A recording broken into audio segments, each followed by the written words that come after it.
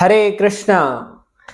ಈ ಬರ್ತಾ ಇರುವಂತಹ ಏಕಾದಶಿ ಆಷಾಢ ಮಾಸದ ಶುಕ್ಲ ಪಕ್ಷದಲ್ಲಿ ಬರ್ತಾ ಇರುವಂತಹ ಏಕಾದಶಿಯ ಮಹಿಮೆ ಏನು, ಆಮೇಲೆ ಈ ಏಕಾದಶಿಯನ್ನ ಏನಂತ ಕರೀತಾರೆ, ಈ ಏಕಾದಶಿಯ ವಿಧಿ ಏನು ಮತ್ತು ಈ ಏಕಾದಶಿಯ ಮಹಿಮೆ ಏನು, ಪಾರಣದ ಸಮಯ ಏನು, ಎಲ್ಲವನ್ನು ನಾವು ಈ ವಿಡಿಯೋನಲ್ಲಿ ತಿಳ್ಕೊಳ್ಳೋಣ. ಪಾರಣದ ಸಮಯ ತಮಗೆ ಕೊನೆಗೆ ಸಿಗುತ್ತೆ. ಈ ಆಷಾಢ ಶುಕ್ಲ ಏಕಾದಶಿಯ ಮಹಿಮೆಯನ್ನ ಭವಿಷ್ಯೋತ್ತರ ಪುರಾಣದಲ್ಲಿದೆ. ಇದನ್ನ ಪದ್ಮಾ ಏಕಾದಶಿ ಅಂತಾನು ಹೇಳ್ತಾರೆ, ದೇವಶಯನಿ ಏಕಾದಶಿ ಅಂತಾನು ಹೇಳ್ತಾರೆ. ಆಷಾಢ ಮಾಸದಲ್ಲಿ ಶುಕ್ಲ ಪಕ್ಷದಲ್ಲಿ ಬರ್ತಾ ಇರೋದಕ್ಕೋಸ್ಕರ ಆಷಾಢ ಶುಕ್ಲ ಏಕಾದಶಿ ಅಂತಾನು ಹೇಳ್ತಾರೆ. ದೇವಶಯನಿ ಇಲ್ಲ ವಿಷ್ಣು ಶಯನಿ ಏಕಾದಶಿ ಅಂತ ಹೇಳ್ತಾರೆ. ಯಾಕೆ ಅಂತ ಹೇಳಿದ್ರೆ ಈ ಸಮಯದಲ್ಲಿ ವಿಷ್ಣು ಶಯನ ಮಾಡೋದಕ್ಕೆ ಹೋಗ್ತಾರೆ ಅಂತ. ನಮ್ಗೆಲ್ಲರಿಗೂ ಆಶ್ಚರ್ಯ ಆಗ್ಬೋದು, ನಾವೆಲ್ಲರೂ ಶಯನ ಮಾಡೋದಕ್ಕೆ ಹೋಗ್ತೀವಿ ರಾತ್ರಿ ಹೊತ್ತು, ಆದ್ರೆ ಭಗವಂತನು ಶಯನ ಮಾಡೋದಕ್ಕೆ ಹೋಗ್ತಾರೆ. ಇದು ಭಗವಂತನ ಒಂದು ಲೀಲೆ ಇದ್ದ ಹಾಗೆ.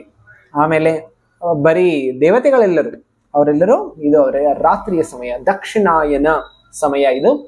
ಅದಕ್ಕೋಸ್ಕರ ಇಲ್ಲಿ ಭಗವಂತ ಶಯನದಲ್ಲಿ ಇರ್ತಾರೆ. ಭಗವಂತನ ನಿದ್ರೆ ನಮ್ಮ ನಿದ್ರೆ ರೀತಿ ಅಲ್ಲ. ನಾವು ನಿದ್ರೆ ಮಾಡ್ತಾ ಇದ್ರೆ ಗೊರಕೆ ಹೊಡಿತಾ ಏನ್ ನಡೀತಾ ಇದೆ ಅನ್ನೋದು ಗೊತ್ತಾಗೋದಿಲ್ಲ. ಆದ್ರೆ ಭಗವಂತನ ನಿದ್ರೆ ಅಂತ ಹೇಳಿದ್ರೆ ಅದು ಸಮಾಧಿ, ಅದನ್ನ ಯೋಗ ನಿದ್ರಾ ಅಂತ ಹೇಳ್ತಾರೆ. ನಮ್ಮ ನಿದ್ರ ತಮೋ ನಿದ್ರ, ಭಗವಂತನ ನಿದ್ರ ಯೋಗ ನಿದ್ರ, ಅದು ಆಧ್ಯಾತ್ಮಿಕ ಸ್ತರದಲ್ಲಿರುತ್ತೆ. ಅದಷ್ಟೇ ಅಲ್ಲ, ಎಲ್ಲ ದೇವತೆಗಳು ಅಷ್ಟೇ, ಅವರೆಲ್ಲರೂ ಏನ್ ಮಾಡ್ತಾರೆ, ಅವರು ಈಗ ಶಯನದ ಸಮಯ. ಅದಕ್ಕೋಸ್ಕರ ಈ ಸಮಯದಲ್ಲಿ ಯಾವುದೇ ರೀತಿಯ ಕರ್ಮಕಾಂಡದಲ್ಲಿ ಬರ್ತಾ ಇರುವಂತ ಬೇರೆ ಬೇರೆ ಯಜ್ಞ, ಎಲ್ಲಿ ನಾವು ದೇವತೆಗಳಿಗೆ ಆಹ್ವಾನ ಮಾಡಿ ಬೇರೆ ಬೇರೆ ಯಜ್ಞದ ಆಹುತಿಯನ್ನ ಕೊಡ್ತೀವಿ, ಅದೆಲ್ಲವೂ ಈ ಸಮಯದಲ್ಲಿ ಮಾಡೋದಕ್ಕಾಗೋದಿಲ್ಲ. ಎಲ್ಲಿ ತನಕ ಮಾಡೋದಕ್ಕಾಗೋದಿಲ್ಲ, ಎಲ್ಲಿ ತನಕ ಉತ್ಥಾನ ಏಕಾದಶಿ ಬರೋದಿಲ್ಲ. ಅದು ಕಾರ್ತಿಕ ತಿಂಗಳಿನಲ್ಲಿ ಬರುತ್ತೆ. ದೇವೋತ್ಥಾನ ಏಕಾದಶಿ, ಹರಿಬೋಧಿನಿ ಇಲ್ಲ ಪ್ರಬೋಧಿನಿ ಏಕಾದಶಿ, ದೇವೋತ್ಥಾನ ಏಕಾದಶಿ ಅಂತ ಹೇಳಿ ಎಲ್ಲ ಹೆಸರುಗಳಿಂದ ಕರೀತಾರೆ. ಅಲ್ಲೇ ತನಕ ನಾವು ಇದನ್ನ ಮಾಡೋದಕ್ಕೆ ಆಗೋದಿಲ್ಲ. ಈಗ ನಾವು ಈ ಏಕಾದಶಿ ಮಹಿಮೆಯನ್ನ ತಿಳ್ಕೊಳ್ಳೋಣ ಬನ್ನಿ. ಪದ್ಮಾ ಏಕಾದಶಿ, ದೇವಶಯನಿ ಏಕಾದಶಿ, ಅದರ ಬಗ್ಗೆ ನಾವು ತಿಳ್ಕೊಳ್ಳೋಣ. ಯುಧಿಷ್ಠಿರ ಮಹಾರಾಜರು ಕೃಷ್ಣನಿಗೆ ಕೇಳ್ತಾ ಇದ್ದಾರೆ, ಈ ಏಕಾದಶಿಯ ಮಹಿಮೆಯನ್ನ ತಿಳಿಸ್ಕೊಡಿ, ಆಮೇಲೆ ವಿಧಿಯನ್ನು ತಿಳಿಸ್ಕೊಡಿ, ಮತ್ತು ಈ ಏಕಾದಶಿಯಲ್ಲಿ ಯಾವ ಭಗವಂತನ ರೂಪಕ್ಕೆ ನಾವು ಆರಾಧನೆಯನ್ನ ಮಾಡಬೇಕು ಅಂತ ಹೇಳಿ ಶ್ರೀಕೃಷ್ಣ ಹೇಳ್ತಾ ಇದ್ದಾರೆ. ಹಿಂದೆ ಒಂದಾನೊಂದು ಕಾಲದಲ್ಲಿ ಇದೇ ಪ್ರಶ್ನೆಯನ್ನ ನಾರದ ಮುನಿಯವರು ಅವರ ತಂದೆ ಬ್ರಹ್ಮಾಜಿ ಅವರಿಗೆ ಪ್ರಶ್ನೆಯನ್ನ ಕೇಳಿದ್ರು. ಅದನ್ನೇ ನಾನು ಈಗ ನಿನಗೆ ಹೇಳ್ತೀನಿ ಅಂತ ಹೇಳಿ ಕೃಷ್ಣ ಹೇಳ್ತಾ ಇದ್ದಾರೆ. ನಾರದ ಹೇಳ್ತಾ ಇದ್ದಾರೆ, ಅವ್ರು ಕೇಳ್ತಾ ಇದ್ದಾರೆ, ಯಾವುದು ಆ ಏಕಾದಶಿ, ಆ ಏಕಾದಶಿ ಮಹಿಮೆಯನ್ನು ತಿಳಿಸಿ ಅಂತ ಹೇಳಿದಾಗ ಬ್ರಹ್ಮಾಜಿ ಈ ರೀತಿ ಉತ್ತರ ಕೊಡ್ತಾ ಇದ್ದಾರೆ. ಅವ್ರು ಹೇಳ್ತಾ ಇದ್ದಾರೆ, ನಿನ್ನ ಈ ಪ್ರಶ್ನೆ ಇಲ್ಲ, ಇದು ಎಲ್ಲರಿಗೂ ಒಳಿತು ಮಾಡುತ್ತೆ. ಈ ಜಗತ್ತಿನಲ್ಲಿ ಯಾರು ಏಕಾದಶಿಯನ್ನು ಆಚರಣೆ ಮಾಡ್ತಾರೆ ಅವ್ರಿಗೆ ಏನೆಲ್ಲ ಪಾಪ ಕಾರ್ಯಗಳೆಲ್ಲ ಇರುತ್ತಲ್ಲ ಅದೆಲ್ಲವೂ ನಷ್ಟ ಆಗೋಗ್ಬಿಡುತ್ತೆ. ಈಗ ನಾನು ನಿನಗೆ ಈ ವಿಶೇಷವಾಗಿ ದೇವಶಯನ ಏಕಾದಶಿ ಮಹಿಮೆಯನ್ನ ಹೇಳ್ತೀನಿ ಅಂತ ಹೇಳಿ ಅವ್ರು ಹೇಳ್ತಾ ಇದ್ದಾರೆ. ಅವ್ರು ಹೇಳ್ತಾ ಇದ್ದಾರೆ, ಈ ಏಕಾದಶಿ ಏನ್ ಮಾಡುತ್ತೆ, ನಮ್ಮೆಲ್ಲರ ಈ ಜಗತ್ತಿನಲ್ಲಿ ಏನೆಲ್ಲ ದುಃಖಗಳು ಬರುತ್ತೆ ಆ ದುಃಖಕ್ಕೆ ಕಾರಣ ಏನು ಅಂತಾರೆ, ನಾವು ಮಾಡಿರುವಂತಹ ಹಿಂದೆ ಮಾಡಿರುವಂತಹ ಪಾಪದ ಕಾರ್ಯಗಳು, ಕೃತ್ಯಗಳು, ಅದು ನಮಗೆ ದುಃಖದಲ್ಲಿ ಬೀಳ್ಸತ್ತೆ. ನಾವು ದುಃಖದಲ್ಲಿ ಬೀಳ್ತಾ ಇರೋ ನಮ್ಗನ್ಸಿರುತ್ತೆ, ನಾನು ಯಾಕೆ ತಪ್ಪು ಮಾಡಿದೆ ಅಂತ. ಆದ್ರೆ ತಪ್ಪು ಮಾಡಿರೋದಕ್ಕೆ ಕಾರಣ ಏನು, ಆಸೆಗಳು. ಆ ಆಸೆಗಳು ಎಲ್ಲಿಂದ ಹುಟ್ಟಿರುತ್ತೆ, ಅದು ಕಾಮಭಾವನೆಯಿಂದ ಹುಟ್ಟಿರುತ್ತೆ. ಅಂದರೆ ಈ ಪಾಪದ ಆಸೆಯಿಂದ ನಾವು ಪಾಪದ ಕೃತ್ಯಗಳನ್ನ ಮಾಡ್ತೀವಿ, ಪಾಪದ ಕೃತ್ಯಗಳಿಂದ ನಾವು ದುಃಖವನ್ನ ಅನುಭವಿಸ್ತೀವಿ. ಅದಕ್ಕೋಸ್ಕರ ಏಕಾದಶಿ ಏನ್ ಮಾಡುತ್ತೆ, ಪಾಪದ ಕೃತ್ಯದ ಫಲವನ್ನು ನಾಶ ಮಾಡುತ್ತೆ, ಈ ರೀತಿಯ ಪಾಪದ ಆಸೆಗಳನ್ನು ಅದು ನಾಶ ಮಾಡುತ್ತೆ. ಅದಕ್ಕೋಸ್ಕರ ಹೇಳ್ತಾರೆ, ಈ ರೀತಿ ಏಕಾದಶಿಯನ್ನು ಆಚರಣೆ ಮಾಡೋದು ತುಂಬಾ ಮುಖ್ಯ. ಆದ್ರೆ ಯಾರು ಏಕಾದಶಿಯನ್ನು ಆಚರಣೆ ಮಾಡೋದಿಲ್ಲ ಅವರು ನೇರ ನರಕಕ್ಕೆ ದಾರಿಯನ್ನ ಓಪನ್ ಮಾಡ್ಕೊಳ್ತಾ ಇದ್ದಾರೆ ಅಂತ ಹೇಳ್ತಾರೆ. ಅದಕ್ಕೋಸ್ಕರ ಈ ಏಕಾದಶಿಯ ದಿನ ಋಷಿಕ ಅಂತ ಹೇಳಿದ್ರೆ ಈ ನಮ್ಮೆಲ್ಲ ಇಂದ್ರಿಯಗಳು, ಆ ನಮ್ಮ ಇಂದ್ರಿಯಗಳೆಲ್ಲರ ಅಧಿಪತಿ ಅವರು ಯಾರು ಅಂತಾರೆ, ಋಷಿಕೇಶ. ಆ ಋಷಿಕೇಶನನ್ನು ಆರಾಧನೆ ಮಾಡಬೇಕು. ಆಮೇಲೆ ಅದಷ್ಟೇ ಅಲ್ಲ, ಹೇಳ್ತಾರೆ, ಯಾರು ಇದನ್ನು ಬರೀ ಕೇಳ್ತಾರೆ ಇದರ ಮಹಿಮೆಯನ್ನ, ಅವರೆಲ್ಲರ ಪಾಪಗಳು ನಷ್ಟ ಆಗುತ್ತೆ. ಅದಷ್ಟೇ ಅಲ್ಲ, ಆಧ್ಯಾತ್ಮಿಕ ಜೀವನದ ಏನೆಲ್ಲ ತೊಂದರೆಗಳು, ಧಕ್ಕೆಗಳು ಬರ್ತಾ ಇದೆ ಅದೆಲ್ಲವೂ ಹೋಗ್ಬಿಡತ್ತೆ ಅಂತ ಹೇಳ್ತಾ ಇದ್ದಾರೆ. ಇದಕ್ಕೆ ಒಂದು ಉದಾಹರಣೆ ಕೊಡ್ತಾ ಹೇಳ್ತಾ ಇದ್ದಾರೆ, ಹಿಂದೆ ಒಂದಾನೊಂದು ಕಾಲದಲ್ಲಿ ಬ್ರಹ್ಮಾಜಿನೇ ಹೇಳ್ತಾ ಇದ್ದಾರೆ ನಾರದ ಮುನಿಯವರಿಗೆ, ಮಾಂಧಾತ ಅಂತ ಹೇಳಿ ಒಬ್ಬ ತುಂಬಾ ಶುದ್ಧವಾಗಿರುವಂತಹ, ಯಾವುದೇ ಪಾಪರಹಿತವಾಗಿರುವಂತಹ ಒಬ್ಬ ರಾಜ ಇದ್ದ. ಅವನು ಸೂರ್ಯ ವಂಶದಲ್ಲಿ ಬಂದಿದ್ದ. ಅವನು ಯಾವಾಗಲೂ ಸತ್ಯಪರಾಯಣನಾಗಿದ್ದ. ಅವನು ಸಾಮ್ರಾಟನಾಗಿದ್ದ, ಸಂಪೂರ್ಣ ಎಲ್ಲಾ ರಾಜ್ಯವನ್ನು ಆಳ್ತಾ ಇದ್ದವನಾಗಿದ್ದ. ಅವನ ಎಲ್ಲಾ ಪ್ರಜೆಗಳನ್ನ ಅವನ ಮಕ್ಕಳ ರೀತಿ ನೋಡ್ಕೊಳ್ತಾ ಇದ್ದ. ಸ್ವಯಂ ಕುಟುಂಬದಲ್ಲಿ ಮಕ್ಕಳು ಹೇಗಿರ್ತಾರೆ ಆ ರೀತಿ ನೋಡ್ಕೊಳ್ತಾ ಇದ್ದ. ಆದ್ರೆ ಅವನ ಪುಣ್ಯ ಎಷ್ಟಿತ್ತು ಅಂತ ಹೇಳಿದ್ರೆ, ಸಂಪೂರ್ಣ ಸಾಮ್ರಾಜ್ಯ ಎಲ್ಲವೂ ತುಂಬಾ ಸುಖಮಯವಾಗಿತ್ತು. ಆಮೇಲೆ ಯಾವುದೇ ರೀತಿಯ ರೋಗ ರುಜಿನಗಳು ಬರ್ತಾ ಇರಲಿಲ್ಲ, ಪ್ರಕೃತಿಯ ವಿಕೋಪಗಳು ಬರ್ತಾ ಇರಲಿಲ್ಲ. ಅದಷ್ಟೇ ಅಲ್ಲ, ಯಾವುದೇ ರೀತಿಯ ಬರಡು ಭೂಮಿಗಳು ಬರ್ತಾ ಇರಲಿಲ್ಲ. ಎಷ್ಟು ಅನಾವೃಷ್ಟಿನೂ ಅಲ್ಲ, ಅತಿವೃಷ್ಟಿನೂ ಇಲ್ಲ. ಎಷ್ಟು ಮಳೆ ಬೇಕೋ ಅಷ್ಟು, ಎಷ್ಟು ಬಿಸಿಲಿರ್ಬೇಕೋ ಅಷ್ಟು. ಈ ರೀತಿ ತುಂಬಾ ಸುಖಮಯವಾಗಿರುವಂತಹ ಜೀವನ. ಎಲ್ಲರೂ ತುಂಬಾ ಶ್ರೀಮಂತರು ಆಗಿದ್ರು. ಯಾರ ಹೃದಯದಲ್ಲೂ ಕೆಟ್ಟ ಭಾವನೆಗಳು ಬರ್ತಾ ಇರಲಿಲ್ಲ. ಈ ರೀತಿ ಸಾಕಷ್ಟು ವರ್ಷಗಳು ತುಂಬಾ ಸುಖಮಯವಾಗಿ ಎಲ್ಲರೂ ರಾಜ್ಯವನ್ನ ಆಳ್ತಾ ಇದ್ರು.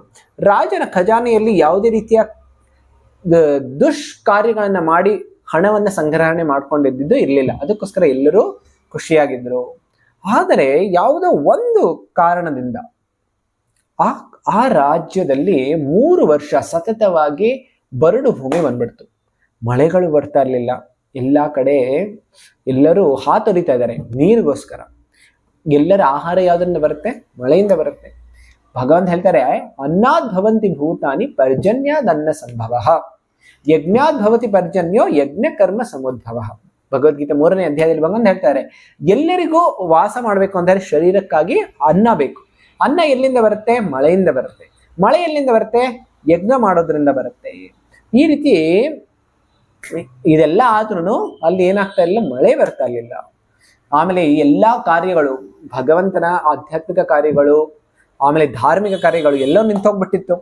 ಅದಕ್ಕೋಸ್ಕರ ಅವರೆಲ್ಲರಿಗೂ ಅನ್ನಿಸ್ತು, ನಾವು ಹೋಗಿ ನಮ್ಮ ರಾಜನನ್ನ ಭೇಟಿ ಮಾಡೋಣ ಮತ್ತು ಅವರಿಂದ ಸಲಹೆಯನ್ನ ಪಡ್ಕೊಳ್ಳೋಣ ಮತ್ತು ಸಹಾಯವನ್ನ ಪಡ್ಕೊಳ್ಳೋಣ. ಅದಕ್ಕೋಸ್ಕರ ಎಲ್ಲರೂ ಹೋಗ್ತಾರೆ. ಅವ್ರು ಹೋಗಿ ಕೇಳ್ತಾರೆ, ನೀರಿಲ್ಲದೆ ನಾವು ಬದುಕೋದಕ್ಕೆ ಸಾಧ್ಯ ಇಲ್ಲ, ಅದಕ್ಕೋಸ್ಕರ ನಾವೆಲ್ಲರೂ ಮೃತರಾಗ್ತಾ ಇದೀವಿ. ಆಮೇಲೆ ಭಗವಂತನ ಹೇಳ್ತಾರೆ ನಾರಾಯಣ. ನಾರಾಯಣ ಅಂತ ಹೇಳಿದ್ರೆ ಯಾರು? ನಾರ ಅಂತ ಹೇಳಿ ನೀರಿನ ಮೇಲೆ ಮಲ್ಕೊಂಡಿರೋರು, ಅವ್ರನ್ನ ಹೇಳ್ತಾರೆ ನಾರಾಯಣ. ಆ ಭಗವಂತ ಇದ್ದಾನೆ, ಆದ್ರೆ ನಾವೆಲ್ಲರೂ ನರಳ್ತಾ ಇದ್ದೀವಿ, ದಯವಿಟ್ಟು ನಮ್ಗೆ ನೀವು ಸಹಾಯ ಮಾಡಿ. ಆಮೇಲೆ ನಮ್ಮ ರಾಜ್ಯದಲ್ಲಿ ತುಂಬಾ ಮುಖ್ಯವಾಗಿರುವಂತಹ ದವಸ ಧಾನ್ಯಗಳು, ಕಾಳುಗಳು, ಆಮೇಲೆ ಏನೆಲ್ಲ ತರಕಾರಿಗಳು ಅದೆಲ್ಲ ಬೇಕೋ ಅದೆಲ್ಲವೂ ಇಲ್ಲ. ಈಗ ಎಲ್ಲರೂ ದುಃಖದಲ್ಲಿ, ಅವರು ತಪ್ತದಲ್ಲಿ ಅವರು ಬಳಲ್ತಾ ಇದ್ದಾರೆ. ಅದಕ್ಕೋಸ್ಕರ ಎಷ್ಟೋ ಜನ ಸತ್ತೋಗ್ಬಿಡ್ತಾ ಇದ್ದಾರೆ, ಮತ್ತೆ ಕೆಲವರೆಲ್ಲರೂ ನಮ್ಮ ಸಾಮ್ರಾಜ್ಯ ಬಿಟ್ಟು ಹೋಗ್ತಾ ಇದ್ದಾರೆ ಬೇರೆ ಕಡೆ. ಅದಕ್ಕೋಸ್ಕರ ಇದಕ್ಕೆ ನಾವು ಒಂದು ಸೂಕ್ತವಾಗಿರುವಂತಹ ಪರಿಹಾರವನ್ನು ಹುಡುಕ್ಲೇಬೇಕು. ನಮ್ಮ ಸಂಪೂರ್ಣ ರಾಜ್ಯವನ್ನ ಮತ್ತೆ ಹೇಗೆ ಸಮೃದ್ಧಿಯನ್ನಾಗಿ ಮಾಡೋದಕ್ಕೆ ನಾವು ಮಾಡ್ಬೋದು ಅಂತ ಹೇಳಿ ನಾವು ಸ್ವಲ್ಪ ಆಲೋಚನೆ ಮಾಡ್ಬೇಕು ಅಂತ ಹೇಳಿ, ಇದಕ್ಕಾಗಿ ಏನಾದ್ರು ಪರಿಹಾರ ಕೊಡಿ ಅಂತ ಹೇಳಿ ರಾಜನಿಗೆ ಕೇಳ್ತಾ ಇದ್ರು. ರಾಜ ಉತ್ತರ ಕೊಡ್ತಾ ಇದ್ದಾನೆ, ನೀವೆಲ್ಲರೂ ಅಪ್ಪಟ ಸತ್ಯವನ್ನ ನುಡಿತಾ ಇದ್ದೀರಿ. ಇದನ್ನ ನಾವು ಅನ್ನವನ್ನ ಏನ್ ಹೇಳ್ತೀವಿ? ಅನ್ನ ಬ್ರಹ್ಮ ಅಂತ ಹೇಳ್ತೀವಿ. ಇದು ಬ್ರಹ್ಮ, ಯಾಕೆಂದ್ರೆ ಅದು ನಮ್ಮ ಶರೀರವನ್ನು ಪೌಷ್ಟಿಕ ಕೊಡುತ್ತೆ. ಭಗವಂತನ ಶಕ್ತಿನೇ ಅದು. ಭಗವಂತನಿಂದಾನೇ ಮಳೆ ಬರುತ್ತೆ, ಭಗವಂತನಿಂದಾನೇ ಅನ್ನ ಬರುತ್ತೆ. ಅದಕ್ಕೋಸ್ಕರ ಅನ್ನ ಬ್ರಹ್ಮ ಅಂತಾನು ಹೇಳ್ತವೆ. ಅದಕ್ಕೋಸ್ಕರ ನಾವು ಅನ್ನವನ್ನ ಸ್ವೀಕಾರ ಮಾಡೋಕ್ಕಿಂತ ಮುಂಚೆ, ಆಹಾರವನ್ನು ಸ್ವೀಕಾರ ಮಾಡೋಕ್ಕಿಂತ ಮುಂಚೆ ನಾವು ಭಗವಂತನಿಗೆ ಅರ್ಪಣೆ ಮಾಡಿ, ಭಗವಂತನ ಆಶೀರ್ವಾದವನ್ನ ಕೋರ್ತಾ, ಆಮೇಲೆ ಅನುಗ್ರಹವನ್ನ ಕೋರ್ತಾ ನಾವು ನಮಸ್ಕಾರವನ್ನ ಮಾಡಿ ಅನ್ನವನ್ನ ಸ್ವೀಕಾರ ಮಾಡಬೇಕು. ಈಗಿನ ಕಾಲದಲ್ಲಿ ಫಾಸ್ಟ್ ಫುಡ್ ಅಂತೆ, ಅಲ್ಲಿ ನಿಂತ್ಕೊಂಡು ಏನೆಲ್ಲ ಮಾಡ್ಕೊಂಡು ಊಟ ಮಾಡ್ಬಿಡ್ತಾರೆ. ಆದ್ರೆ ತುಂಬಾ ಆದರಪೂರ್ವಕವಾಗಿ ನಾವು ಅನ್ನವನ್ನು ನಾವು ಗೌರವ ಕೊಡಬೇಕು, ಸಮ್ಮಾನವನ್ನ ಕೊಡಬೇಕು. ಅದಕ್ಕೋಸ್ಕರ ಅನ್ನ ಬ್ರಹ್ಮ ಅಂತ ಹೇಳ್ತಾರೆ. ಈಗ ನೋಡಿ, ಯಾವಾಗ ಅನ್ನ ಇಲ್ದೇ ಇರೋವಾಗ ಆಗೋಗ್ಬಿಡುತ್ತೆ, ಆಗ ಅನ್ನದ ಬೆಲೆ ಗೊತ್ತಾಗುತ್ತೆ. ಕೆಲವ್ರಿಗೆ ಅನ್ನಿಸ್ಬೋದು, ದುಡ್ಡಿದೆ ನನ್ನ ಹತ್ರ, ಏನ್ ಬೇಕಾದ್ರೂ ಕೊಂಡ್ಕೊಂಡ್ಬಿಡ್ಬೋದು, ಏನ್ ಬೇಕಾದ್ರೂ ಮಾಡ್ಬಿಡ್ಬೋದು. ಆದ್ರೆ ನೋಟ್ಗಳಿರುತ್ತೆ, ಆದ್ರೆ ಅನ್ನ ಸಿಗೋದಿಲ್ಲ. ಅದಕ್ಕೋಸ್ಕರ ಅನ್ನ ಭಗವಂತನ ಕೃಪೆಯಿಂದ ಮಾತ್ರ ಬರುತ್ತೆ. ನೋಟ್ಗಳು ಬೇಕಾದ್ರೆ ನಾವು ಪ್ರಿಂಟ್ ಮಾಡ್ಬಿಡ್ಬೋದು, ಆದ್ರೆ ಅನ್ನ ಇಲ್ಲಿಂದ ಬರುತ್ತೆ. ಅದಕ್ಕೋಸ್ಕರ ಈಗ ಹೇಳ್ತಾ ಇದ್ರು, ನೀವು ಹೇಳ್ತಾ ಇರೋದು ಅಪ್ಪಟ ಸತ್ಯ ಇದೆ. ಈ ಅನ್ನವೇ ಎಲ್ಲರನ್ನು ರಕ್ಷಣೆಯನ್ನ ಮಾಡುತ್ತೆ, ಪೋಷಣೆಯನ್ನ ಕೊಡುತ್ತೆ. ಆದರೆ ನನ್ನ ಪ್ರಶ್ನೆ ಏನು ಅಂತ ಹೇಳಿ, ಯಾಕೆ ಈ ರಾಜ್ಯದಲ್ಲಿ ಈ ರೀತಿಯ ಬರಡು ಯಾಕೆ ಬಂದಿದೆ? ಶಾಸ್ತ್ರ ಹೇಳುತ್ತೆ, ಯಾವಾಗ ಒಬ್ಬ ರಾಜ ಅಧಾರ್ಮಿಕನಾಗ್ತಾನೆ, ಅವನು ಪಾಪವನ್ನ ಮಾಡ್ತಾನೆ, ಅವನು ಮತ್ತೆ ಅವನ ರಾಜ್ಯದಲ್ಲಿರುವಂತಹ ಎಲ್ಲ ಪ್ರಜೆಗಳು ಅನುಭವ ಮಾಡ್ಬೇಕಾಗುತ್ತೆ ಮತ್ತು ಅವರು ದುಃಖವನ್ನ ಅನುಭವಿಸ್ಬೇಕಾಗತ್ತೆ. ಆದ್ರೆ ನಾನು ಸಂಪೂರ್ಣ ಆಲೋಚನೆ ಮಾಡಿದ್ದೀನಿ ಮತ್ತು ಚಿಂತನೆ ಮಾಡಿದ್ದೀನಿ. ಈ ಜನ್ಮದಲ್ಲಿ ಮತ್ತು ನನ್ನ ಹಿಂದಿನ ಜನ್ಮಗಳಲ್ಲಿ ಯಾವುದೇ ರೀತಿಯ ಪಾಪದ ಕಾರ್ಯ ಇಲ್ಲ. ಆದರೂ ಯಾಕೆ ಈ ರೀತಿ ಆಗ್ತಾ ಇದೆ, ಯಾಕೆ ಈ ರೀತಿ ದುಷ್ಪರಿಣಾಮ ನಮ್ಮ ರಾಜ್ಯದ ಮೇಲೆ ಬಂದಿದೆ ಅಂತ ಹೇಳಿ ಇದಕ್ಕೆ ನಾನು ಒಂದು ಪರಿಹಾರ ಹುಡುಕ್ತೀನಿ ಅಂತ ಹೇಳಿ ರಾಜ ಏನ್ ಮಾಡ್ದ, ಅವರ ತುಂಬಾ ಮಂತ್ರಿಗಳನ್ನ ಕರ್ಕೊಂಡು ಅವನೊಬ್ಬ ಅರಣ್ಯಕ್ಕೆ ಹೋಗ್ತಾನೆ. ಆ ಅರಣ್ಯದಲ್ಲಿ ಒಂದು ವಿಶೇಷವಾದಂತಹ ಎಷ್ಟೊಂದು ಆಶ್ರಮಗಳಿಗೆ ಹೋಗ್ತಾನೆ. ಅಲ್ಲಿ ಒಂದು ವಿಶೇಷವಾದಂತಹ ಅಂಗೀರ ಮುನಿಯ ಆಶ್ರಮ ಬರುತ್ತೆ. ಅದು ಎಲ್ಲಾ ದಿಕ್ಕುಗಳಲ್ಲಿ ಅದು ಪ್ರಜ್ವಲಿಸ್ತಾ ಇರುತ್ತೆ. ಅಲ್ಲಿ ಅಂಗೀರ ಮುನಿ ಒಬ್ಬ ಬ್ರಹ್ಮನ ರೀತಿಯನ್ನು ಕೂತ್ಕೊಂಡಿರ್ತಾನೆ. ಮಾಂಧಾತನಿಗೆ ತುಂಬಾ ಖುಷಿ ಆಗುತ್ತೆ. ಅಲ್ಲಿ ಹೋಗಿ ಆ ಅಂಗೀರ ಮುನಿಗೆ, ಋಷಿಗೆ ಅವನು ನಮಸ್ಕಾರವನ್ನ ಮಾಡ್ತಾನೆ, ಆಮೇಲೆ ಸತ್ಕಾರವನ್ನ ಮಾಡ್ತಾನೆ. ಅಂಗೀರ ಋಷಿನೂ ಅದೇ ರೀತಿ ಸತ್ಕಾರವನ್ನ ಮಾಡಿ ರಾಜನಿಗೆ ಕೆಲವು ಪ್ರಶ್ನೆ, ಕ್ಷೇಮ ವಿಚಾರ ಇಬ್ಬರು ಕೇಳ್ತಾರೆ. ಅದಾದ್ಮೇಲೆ ರಾಜ ಹೇಳ್ತಾ ಇದ್ದಾನೆ, ಈ ಯಾಕೆ ಬಂದಿರುವಂತಹ ಕಾರಣದ ವಿಷಯ ಹೇಳ್ತಾ ಇರುವಾಗ ರಾಜ ಹೇಳ್ತಾ ಇದ್ದಾನೆ, ನಾನು ನನ್ನ ಸಂಪೂರ್ಣ ಸಾಮ್ರಾಜ್ಯವನ್ನ ತುಂಬಾ ಧಾರ್ಮಿಕ ರೀತಿಯಲ್ಲಿ, ವೈದಿಕ ಧಾರ್ಮಿಕ ರೀತಿಯಲ್ಲಿ ಯಾವುದೇ ರೀತಿಯ ದುಷ್ಕಾರ್ಯಗಳನ್ನ ಮಾಡದೆ ನಾನು ಅದನ್ನು ಆಳ್ತಾ ಇದ್ದೀನಿ. ಆದರೂ ನನ್ನ ರಾಜ್ಯದಲ್ಲಿ ಇರುವಂತಹ ಬರಡು ಭೂಮಿಗೆ ಕಾರಣ ಏನು ಅಂತ ನನಗೆ ಗೊತ್ತಿಲ್ಲ. ಅದಕ್ಕೋಸ್ಕರ ದಯವಿಟ್ಟು ನೀವು ಇದಕ್ಕೆ ಕಾರಣವನ್ನ ತಿಳಿಸ್ಕೊಡಿ. ಯಾಕೆ ಈ ರೀತಿ ರಾಜ್ಯದಲ್ಲಿ ಎಲ್ಲರೂ ಬಳಲ್ತಾ ಇದ್ದಾರೆ? ಆಗ ಅಂಗಿರ ಋಷಿ ಹೇಳ್ತಾ ಇದ್ದಾನೆ, ಈಗ ಇರುವಂತಹ ಯುಗ ಇದೆಯಲ್ಲ, ಅದು ಸತ್ಯ ಯುಗ. ಅದು ಎಲ್ಲಾ ಯುಗಗಳಲ್ಲಿ ತುಂಬಾ ವಿಶೇಷವಾಗಿದೆ. ಈ ಯುಗದಲ್ಲಿ ಧರ್ಮ ಅನ್ನುವಂಥದ್ದು 4 ಕಂಬಗಳ ಮೇಲೆ ನಿಂತಿರುತ್ತೆ. ಯಾವುದು 4 ಕಂಬಗಳು? ದಯ, ಆಮೇಲೆ ತಪಸ್ಯ, ಆಮೇಲೆ ಸತ್ಯ, ಆಮೇಲೆ ಶುಚಿ. ಈ 4 ಕಂಬಗಳ ಮೇಲೆ ಧರ್ಮ ನಿಂತಿದೆ. ಅದಕ್ಕೋಸ್ಕರ ಹೇಳ್ತಾರೆ, ಕಲಿ ಯುಗ ಯಾವಾಗ ಪ್ರಾರಂಭ ಆಗುತ್ತೆ ಅಂದರೆ 3 ಕಾಲುಗಳು ಮುರಿದೋಗ್ಬಿಟ್ಟಿರುತ್ತೆ, ಕೊನೆ ಕಾಲು ಅರ್ಧಮರ್ಧ ನಿಂತಿದೆ ಅಂತ. ಯಾವುದು 3 ಧರ್ಮದಲ್ಲಿ ಯಾವುದೆಲ್ಲ ಅಂತ ಹೇಳಿದ್ರೆ, ಮೊದಲನೇದು ತಪಸ್ಯ, ಆಮೇಲೆ ಶುಚಿ, ಆಮೇಲೆ ಕೊನೆಯದು ಸತ್ಯ ಅನ್ನುವಂಥದ್ದು ಅರ್ಧಮರ್ಧ ಇದೆ. ಆಮೇಲೆ ಹೇಳ್ತಾರೆ, ಈ ರೀತಿ 3 ಕಾಲುಗಳು ಆಲ್ರೆಡಿ ಮುರಿದೋಗ್ಬಿಟ್ಟಿದೆ. ಇನ್ನು ಉಳಿದಿರೋದು ಈ 4ನೇ ಕಾಲು ಮಾತ್ರ ಅಲ್ಗಾಡ್ತಾ ಇದೆ. ಈ ರೀತಿ ಹೇಳಿ, ಆದರೆ ಸತ್ಯಯುಗದಲ್ಲಿ 4 ನಿಂತಿದೆ. ಹೇಳ್ತಾರೆ, ಈ ಕಾಲದಲ್ಲಿ ಬ್ರಾಹ್ಮಣರು ಎಲ್ಲರೂ ಏನ್ ಮಾಡ್ತಾರೆ?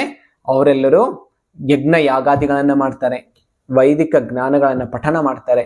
ಆದ್ರೆ ನಿನ್ನ ರಾಜ್ಯದಲ್ಲಿ ಒಬ್ಬ ಶೂದ್ರನು ಇದ್ದಾನೆ. ಆ ಶೂದ್ರ ಏನ್ ಮಾಡ್ತಾನೆ? ಬ್ರಾಹ್ಮಣನ ರೀತಿ ಅವನ ಬ್ರಾಹ್ಮಣರ ಕಾರ್ಯವನ್ನ ಮಾಡ್ತಾ ಇದ್ದಾನೆ. ಆದ್ರೆ ಅವನ ಅಧಿಕಾರ ಬ್ರಾಹ್ಮಣರ ಕಾರ್ಯ ಮಾಡೋದ್ರಲ್ಲಿಲ್ಲ. ಆದ್ರೂ ಅವನು ಢೋಂಗಿಯಾಗಿ ಶೂದ್ರ ಬ್ರಾಹ್ಮಣನ ರೀತಿ ವರ್ತನೆ ಮಾಡ್ತಾ ಇದ್ದಾನೆ. ಅದಕ್ಕೋಸ್ಕರ ನಿನ್ನ ರಾಜ್ಯದಲ್ಲಿ ಇದೆಲ್ಲ ಅನಾಹುತಗಳಾಗ್ತದೆ. ದಯವಿಟ್ಟು ನೀನು ತಕ್ಷಣ ಹೋಗಿ ಆ ಶೂದ್ರನನ್ನ ಅವನಿಗೆ ನೀನು ಶಿಕ್ಷೆಯನ್ನ ಕೊಡಬೇಕು. ಆಗ ನಿನ್ನ ರಾಜ್ಯದಲ್ಲಿ ಎಲ್ಲವೂ ಸರಿಯಾಗೋಗ್ಬಿಡುತ್ತೆ. ಆಗ ರಾಜ ಹೇಳ್ತಾನೆ, ಆದ್ರೆ ಅವನು ಯಾರಿಗೂ ಏನು ತೊಂದರೆ ಕೊಟ್ಟಿಲ್ಲ, ಪಾಪವನ್ನ ಮಾಡಿಲ್ಲ. ಅದಕ್ಕೋಸ್ಕರ ನಾನು ಅವನಿಗೆ ಈ ರೀತಿ ಅವನಿಗೆ ಶಿಕ್ಷೆಯನ್ನ ಕೊಟ್ಟರೆ ಅದು ಹೇಗೆ ಸರಿಯಾಗತ್ತೆ? ಯಾವ್ದಾದ್ರು ಆಧ್ಯಾತ್ಮಿಕ ಪರಿಹಾರವನ್ನ ಕೊಡಿ ಅಂತ. ಆಗ ಅಂಗಿರ ಋಷಿ ಹೇಳ್ತಾರೆ, ಈಗ ತುಂಬಾ ಹತ್ತಿರದಲ್ಲಿ ಒಂದು ಏಕಾದಶಿ ಬರ್ತಾ ಇದೆ, ಆಷಾಢ ಶುಕ್ಲ ಏಕಾದಶಿ, ಪದ್ಮ ಏಕಾದಶಿ ಅಂತ ಹೇಳ್ತಾ ಇದ್ದಾರೆ. ಈ ಏಕಾದಶಿಯನ್ನ ನೀನು ತುಂಬಾ ಕಟ್ಟುನಿಟ್ಟಾಗಿ ಆಚರಣೆಯನ್ನ ಮಾಡು. ಏನಾಗುತ್ತೆ? ನಿಮ್ಮ ರಾಜ್ಯದಲ್ಲಿ ಸಂಪೂರ್ಣ ಎಲ್ಲಾ ರೀತಿಯ ಬೆಳೆಗಳು, ಆಮೇಲೆ ಸಮೃದ್ಧಿ ಎಲ್ಲವೂ ಬಂದ್ಬಿಡುತ್ತೆ. ಅದಷ್ಟೇ ಅಲ್ಲ, ಇದು ಏಕಾದಶಿ ಯಾರೆಲ್ಲ ನಿಷ್ಠೆಯಿಂದ ಶ್ರದ್ಧೆಯಿಂದ ಅವರು ಪಾಲನೆ ಮಾಡ್ತಾರೆ, ಎಲ್ಲಾ ರೀತಿಯ ದುಷ್ಪರಿಣಾಮಗಳು, ಎಲ್ಲಾ ರೀತಿಯ ಬಾಧೆಗಳು ಅವರ ಜೀವನದಿಂದ ಏನು ಅವರಿಗೆ ಆಧ್ಯಾತ್ಮಿಕದಲ್ಲಿ ಏನೆಲ್ಲ ತೊಂದರೆ ಕೊಡ್ತಾ ಇರುತ್ತೆ ಅದೆಲ್ಲವೂ ಹೋಗ್ಬಿಡುತ್ತೆ. ಅದಕ್ಕೋಸ್ಕರ ರಾಜ ನೀನೇನ್ ಮಾಡು, ನಿನ್ನ ಕುಟುಂಬದ ಜೊತೆ ಮತ್ತು ನಿನ್ನ ಪ್ರಜೆಗಳ ಜೊತೆ ಈ ಏಕಾದಶಿಯನ್ನ ನೀನು ಕಟ್ಟುನಿಟ್ಟಾಗಿ ಪಾಲನೆಯನ್ನ ಮಾಡು. ಆಗ ನಿನ್ನ ರಾಜ್ಯ ಮತ್ತೆ ಸಂಪೂರ್ಣವಾಗಿ ಸಮೃದ್ಧಿಯಾಗಿ ಬರುತ್ತೆ. ಇದನ್ನ ಹೇಳಿದ ತಕ್ಷಣ ರಾಜನಿಗೆ ತುಂಬಾ ಖುಷಿ ಆಯಿತು. ನಮ್ರವಾಗಿ ಆ ಋಷಿಗೆ ನಮಸ್ಕಾರವನ್ನ ಮಾಡಿ ಅವನು ಮತ್ತೆ ಹೋಗ್ತಾರೆ. ಅಲ್ಲಿ ಹೋಗಿ ಎಲ್ಲರ ಜೊತೆ ಎಲ್ಲರಿಗೂ ರಾಜ ಆಜ್ಞೆಯನ್ನ ಕೊಡ್ತಾನೆ. ಅದಾದ್ಮೇಲೆ ಕಟ್ಟುನಿಟ್ಟಾಗಿ ಏಕಾದಶಿಯನ್ನ ಪಾಲನೆ ಮಾಡ್ತಾರೆ. ಮಾಡಿದ್ದ ತುಂಬಾ ಕಡಿಮೆ ಸಮಯದಲ್ಲಿ ಮತ್ತೇನ್ ಬರುತ್ತೆ? ಎಲ್ಲ ರೀತಿಯ ಮಳೆಗಳು ಬರೋದು ಪ್ರಾರಂಭ ಆಗುತ್ತೆ. ಆಮೇಲೆ ಆ ರಾಜ್ಯದಲ್ಲಿ ಎಲ್ಲ ವಾಸಿಗಳು ತುಂಬಾ ಖುಷಿಯಾಗಿ ಇರ್ತಾರೆ ಮತ್ತು ಭಗವಂತನ ಕೃಪೆಗೆ ಅವರು ಪಾತ್ರರಾಗ್ತಾರೆ. ಈ ರೀತಿ ರಾಜ ಮಾಂಧಾತ ತುಂಬಾ ಸಮೃದ್ಧನಾಗ್ತಾನೆ ಮತ್ತು ತುಂಬಾ ಖುಷಿಯಾಗಿ ಅವನ ರಾಜ್ಯವನ್ನ ಆಳ್ತಾನೆ. ಈಗ ಈ ರೀತಿ ಬ್ರಹ್ಮಾಜಿ ಹೇಳ್ತಾರೆ, ಓ ನಾರದ, ಅದಕ್ಕೋಸ್ಕರ ಈ ಏಕಾದಶಿಯನ್ನು ಎಲ್ಲರೂ ಪಾಲನೆ ಮಾಡಬೇಕು. ಇದು ಯಾಕೆ ಅಂತ ಹೇಳಿದ್ರೆ ಅವ್ರಿಗೆ ಈ ಜಗತ್ತಿನಲ್ಲೂ ಆನಂದ ಮತ್ತು ಸುಖ ಸಿಗತ್ತೆ ಮತ್ತು ಪರಲೋಕದಲ್ಲಿಯೂ ಸಿಕ್ಬಿಡುತ್ತೆ. ಅದಕ್ಕೋಸ್ಕರ ಕೃಷ್ಣ ಹೇಳ್ತಾನೆ, ಈ ಏಕಾದಶಿಯನ್ನ ಯಾರು ಬರೀ ಕೇಳ್ತಾರೆ ಇಲ್ಲ ಹೇಳ್ತಾರೆ, ಅದರ ಮಹಿಮೆಗಳನ್ನ ಅವರೆಲ್ಲರೂ ಏನಾಗೋಗ್ಬಿಡ್ತಾರೆ, ನಿಷ್ಪಾಪಗಳಾಗೋಗ್ಬಿಡ್ತಾರೆ. ಅದಕ್ಕೋಸ್ಕರ ಈ ಏಕಾದಶಿ ನನಗೆ ತುಂಬಾ ಖುಷಿಯನ್ನ ಕೊಡುತ್ತೆ. ಅದಕ್ಕೋಸ್ಕರ ಎಲ್ಲರೂ ಈ ಏಕಾದಶಿಯನ್ನ ಪಾಲನೆ ಮಾಡಬೇಕು. ಅದಕ್ಕೋಸ್ಕರ ಇದನ್ನು ಯಾರು ಪಾಲನೆ ಮಾಡ್ತಾ ಇರ್ತಾರೆ ಅವರು ಕೊನೆಗೆ ನನ್ನ ಧಾಮಕ್ಕೂ ಬರ್ತಾರೆ. ಅದಕ್ಕಷ್ಟೇ ಅಲ್ಲ, ಭಗವಂತ ಹೇಳ್ತಾರೆ, ಇದಾಗಿದ ತಕ್ಷಣನೇ ದೇವಶಯನಿ ಏಕಾದಶಿ ಆಗಿದ ತಕ್ಷಣನೇ ಏನಾಗುತ್ತೆ, ಚಾತುರ್ಮಾಸ್ಯ ಪ್ರಾರಂಭ ಆಗುತ್ತೆ. ಆಗ 4 ತಿಂಗಳುಗಳು ಯಾರು ಹೆಚ್ಚು ಯಾವುದೇ ರೀತಿಯ ಶುಭ ಸಮಾರಂಭಗಳು ಅಂತ ಹೇಳಿದ್ರೆ ಕರ್ಮಕಾಂಡದ ಶುಭ ಸಮಾರಂಭಗಳು ಯಾರು ಮಾಡೋದಿಲ್ಲ ಈ ಸಮಯದಲ್ಲಿ. ಅದಕ್ಕೋಸ್ಕರ ಈ ಸಮಯ ಆಧ್ಯಾತ್ಮಿಕ ಜೀವನದಲ್ಲಿ ತುಂಬಾ ಮಹತ್ವಪೂರ್ಣವಾಗಿದೆ. ಚಾತುರ್ಮಾಸ್ಯ ಹೇಗೆ ಪಾಲನೆ ಮಾಡೋದು ಅಂತ ಹೇಳಿ ನಾವು ಮುಂದೆ ಚರ್ಚೆ ಮಾಡೋಣ. ನಿಮ್ಮೆಲ್ಲರಿಗೂ ಚಾತುರ್ಮಾಸ್ಯ ಹೇಗೆ ಮಾಡಬೇಕು ಅಂತ ಹೇಳಿ ಆಸೆ ಏನಾದರಿದ್ರೆ ದಯವಿಟ್ಟು ನೀವು ಕಮೆಂಟ್ಸ್ ನಲ್ಲಿ ಬರೀರಿ. ಚಾತುರ್ಮಾಸ್ಯದ ವಿವರಣೆ ನಾವು ಕೊಡಬೇಕು ಅಂತ ಹೇಳಿದ್ರೆ. ಅದಷ್ಟೇ ಅಲ್ಲ, ನೀವೆಲ್ಲರೂ ಈ ಏಕಾದಶಿಯನ್ನು ಹೇಗೆ ಪಾಲನೆ ಮಾಡ್ತೀರಿ, ಎಷ್ಟು ಜಪವನ್ನ ಮಾಡ್ತೀರಿ, ಹೇಗೆ ನೀವು ಏನೆಲ್ಲ ಆಧ್ಯಾತ್ಮಿಕ ಕಾರ್ಯಗಳನ್ನ ಮಾಡ್ತೀರಿ, ದಯವಿಟ್ಟು ನೀವು ಕಮೆಂಟ್ಸ್ ನಲ್ಲಿ ಬರೀರಿ. ಇದನ್ನ ನೋಡಿ ಎಲ್ಲರಿಗೂ ತುಂಬಾ ಖುಷಿ ಆಗುತ್ತೆ. ಮತ್ತು ಈ ದೇವಶಯನಿ ಏಕಾದಶಿಯ ಪಾರಣದ ಸಮಯ ಈ ರೀತಿ ಇದೆ. ತಾವೆಲ್ಲರೂ ಪಾರಣದ ಸಮಯವನ್ನ ತುಂಬಾ ಧ್ಯಾನಪೂರ್ವಕವಾಗಿ ನೋಡ್ಕೊಳ್ಳಿ ಮತ್ತು ಇದನ್ನು ಪಾಲನೆ ಮಾಡಿ ಮತ್ತು ಭಗವಂತನ ಕೃಪೆಯನ್ನ ನಾವೆಲ್ಲರೂ ಪ್ರಾಪ್ತಿ ಮಾಡ್ಕೊಳ್ಳೋಣ. ತುಂಬಾ ಧನ್ಯವಾದ. ಹರೇ ಕೃಷ್ಣ ಕೃಷ್ಣ ಕೃಷ್ಣ ಹರೇ ಹರೇ, ಹರೇ ರಾಮ ರಾಮ ರಾಮ ಹರೇ ಹರೇ.